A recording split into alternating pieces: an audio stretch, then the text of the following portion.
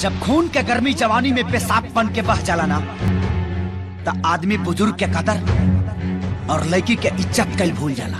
गर्मी तो इतना बा कि लोहा भी पिघल जाई। दुपट्टा खिंचला पे इतना बमकल बाड़े, अगर सरेआम इज्जत लूटब तक का करबे? उमर दही का जौन आन खाती शान और मान खाती जान ना गवा दे।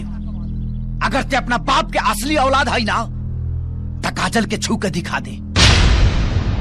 मार एकरा के। तोरे नाम हनुमान है? थोड़ा इज्जत से नाम ले यार, तकलीफ होला।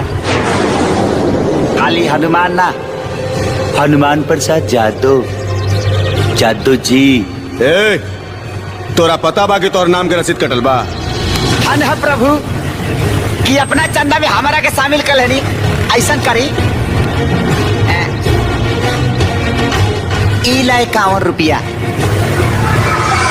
ना लो रा, कोनो बात ना। ये कोनो चंदा के रसीद ना है, हाँ तोहर जिंदगी के रसीद है। तोरा ऊपर भेजे के फरमान आइल बा। रे 1000 बाप के एगो औलाद।